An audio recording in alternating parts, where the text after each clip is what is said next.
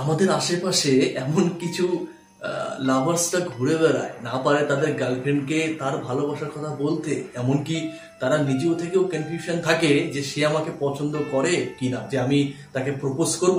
দেখা গেল ফিডব্যাক আমি অপমানিত হয়ে আসলাম। তো আজকের ভিডিওটা এমনই কিছু একটা নিয়ে আলোচনা হতে চলেছে যে তোমাকে কেউ যদি ভালোবাসে বা তোমাকে যদি পছন্দ করে, তুমি অ্যাকচুয়ালি কি করে বুঝবে।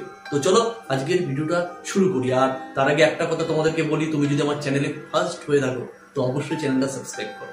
আমার একটাই দুঃখের বিষয় যে আমার ভিডিও যারা দেখে প্রায় 95% সাবস্ক্রাইব যারা করা নয় তারাই দেখে। এটা আমার কাছে বিশাল একটা দুঃখনীয় ব্যাপার। তো অবশ্যই চ্যানেলটা সাবস্ক্রাইব করো। আর চলো আজকের টপিক আলোচনা করি। অ্যাকচুয়ালি দেখো, ভালোবাসার ক্ষেত্রে কি হয়, অনেক টাইপের মানুষ এর মধ্যে জড়িত থাকে। এক হচ্ছে হ্যাঁ আমার ওকে পছন্দ হয়, ডাইরেক্ট গিয়ে বলে দিল। আবার অনেকে আছে দিনের পর দিন তাকে ভালোবাসে, হয়তো অন সাইড লাভ আমরা তাকে বলতে পারি। দিনের পর দিন ভালোবাসাটা অনেক স্ট্রং হয়ে যায় তার তরফ থেকে, তার দিক থেকে, কিন্তু কখনোই সাহস হয় না সেই মেয়েটাকে গিয়ে বলতে বা সেই ছেলেটাকে গিয়ে বলতে যে আমি তোমাকে খুব ভালোবাসি। যার জন্য তার ভালোবাসাটা একতরফই হয়ে থাকে, কোনোদিনও সাহস হয় না তার সম্মুখীন গিয়ে তার মনের কথা বলতে। আর এই ক্ষেত্রে কি আজকের যে ভিডিওটা আলোচনা করছি অ্যাকচুয়ালি সেই সব ছেলে বা মেয়েদের জন্য, যে সে খুব তাকে ভালোবাসে বলতে পারছে না, বা সে হয়তো ভালোবাসে না, তাকে পছন্দ করে, লাইক করে, সে হয়তো চাইছে যে সে যদি আমার বয়ফ্রেন্ড হিসাবে হয়, সে যদি আমার গার্লফ্রেন্ড হিসাবে হয়, আমার লাইফে আসে, আমি খুব হ্যাপি থাকবো। সো তার তরফ থেকে সেটা বলাটা কোনোদিনও সম্ভব হয় না। তো আজকে এইসব নিয়ে আলোচনা করব যে তুমি কি করে বুঝবে যে সে তোমাকে পছন্দ করে বা তোমাকে মনে মনে ভালোবাসে, বা তুমি যদি তাকে প্রপোজ করিয়েও দাও এক চান্সে সে হ্যাঁ বলবে, কোনো রকম দুঃখের সম্মুখীন তোমাকে হতে হবে না।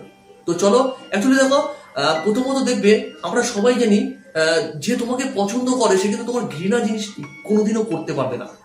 যে তোমাকে পছন্দ করে, যে তাকে পছন্দ করে না তাকে নিয়ে নানান নেগেটিভ কথা বলে, তাকে নিয়ে বেশি সমালোচনায় নিজেকে ইনভলভ করে না, তারপরে তাকে কেউ যদি তার নামে উল্টোপাল্টা কথা বলে, নেগেটিভ আলোচনা করে, সে কিন্তু তার সম্মুখীন হয়ে প্রতিবাদ করে।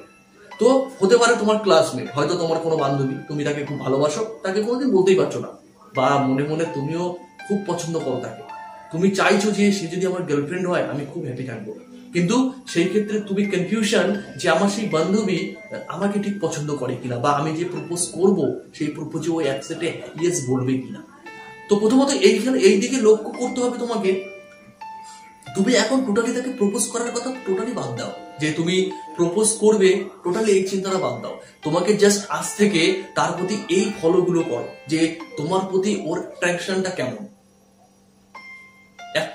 কেমন, মানে তোমাকে অ্যাকচুয়ালি ও ঘৃণা করে নাকি গুড বয় হিসাবে জানে।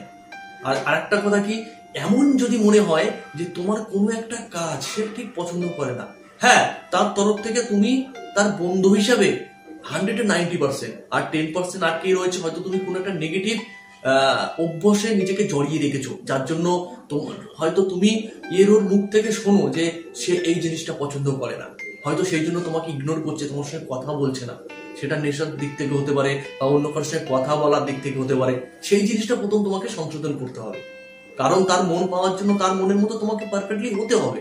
তো এই চিন্তা ভাবনাটা মেন তোমার কাছে এটা করতে হবে যে ও কি চায়, ও কোন জিনিসটা পছন্দ করে, তার মতো করে তোমাকে তার সম্মুখীন হতে হবে। তুমি তাকে ভালোবাসবে বা তুমি বেশি ওভার এক্সাইটেড হয়ে তার সম্মুখীনে কথাবার্তা বলবে, এগুলো কখনোই করবে না। চুপচাপ থাকো, ভালো ছেলে হও তার চোখে, সে কি পছন্দ করে কি না করে এইসব জিনিসগুলো ফলো করো। আর যখন 10 জনের মাঝখানে ও রয়েছে তুমিও রয়েছো, তখন ওর ফিলিংসটা কেমন এটা যদি তুমি ফলো করো, তাহলে তুমি ক্লিয়ারলি বুঝে যাবে যে ও তোমাকে পছন্দ করে কিনা, হ্যাঁ পছন্দ করে কিনা। আর তুমি যদি এই মুহূর্তে দুজন বেস্ট ফ্রেন্ড হিসেবে রয়েছো বা ফ্রেন্ড হিসেবে রয়েছো, তাহলে তো বস কোনো কথাই নেই। কারণ একটা ফ্রেন্ড থেকে একটা রিলেশন হলে সেটা খুব গুড রিলেশন হয়, একে অপরের নেগেটিভ পদক্ষেপ নিয়ে কেউ কারোর প্রতি আঙুল তুলতে পারে না। তো যদি তোমরা ফ্রেন্ড হয়ে থাকো, একটু টাইম দাও, একটু টাইম নিয়ে, গার্লফ্রেন্ড তো হবেই বস্তু না, কিন্তু একটু টাইম দাও, সে কি চাইছে, সে কেমন চাইছে, বা ও যতটা যে জিনিসগুলো পছন্দ করে, যেমন ছেলে চাইছে সেরকম কোয়ালিটি তোমার মধ্যে কতটা রয়েছে, এটা প্রথম দেখো।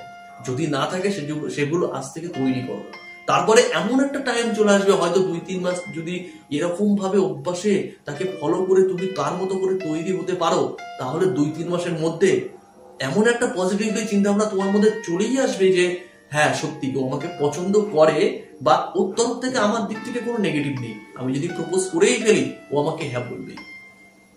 মানে মেনলি এটাই যে ওর কাছে তুমি গুড বয় হতে হবে, গুড বয় হতে হবে। ও কোন জিনিসগুলো পছন্দ করে, কোনগুলো করে না, যেহেতু তোমরা একই ক্লাসমেট রয়েছো, এগুলো স্বাভাবিক তুমি জানা হয়েই যাবে। সো সেইভাবে তুমি নিজেকে তৈরি করো আজ থেকে।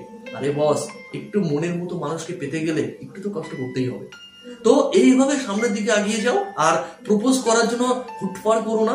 আগে দেখো ওর মনে তোমার জায়গাটা কত পার্সেন্ট, সেটা কনফার্ম হয়ে গেলে তুমি কিন্তু তখন তোমার দেখবে প্রপোজ করতে হবে না, এমনি তোমারও গার্লফ্রেন্ড হয়ে যাবে। তো সেই অপেক্ষায় থাকো, যখন তুমি প্রপোজ করলেই ও না বলতে পারবে না, সেই অপেক্ষায় থাকো।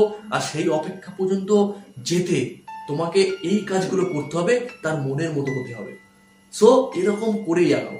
হট করে ভালো লাগলো, প্রপোজ করে দিলে তার মনে কি আছে না আছে এইগুলো না জেনেই যদি তার সম্মুখীন গিয়ে তুমি প্রপোজ করো, সে তো না বলবেই, মানে ক্রমশ তার চোখে তুমি খারাপও হয়ে যাবে।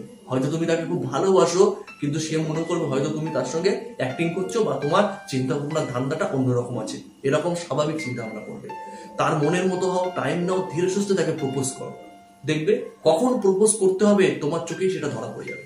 ভিডিওটা বড় করলাম না গাইস, তুমি যদি আমার চ্যানেলে প্রথম হও অবশ্যই সাবস্ক্রাইব করো, আর খুব নেক্সট ভিডিও খুব তাড়াতাড়ি আসবে, তার জন্য কিন্তু বেল আইকনটা প্রেস করে রেখো, যাতে আমার ভিডিও সবার প্রথম তোমার কাছে গিয়ে পৌঁছায়। ভালো থেকো, নিজের প্রতি খেয়াল করো, একটু টাইম নাও, গার্লফ্রেন্ডও তোমার হয়েই যাবে। চলো।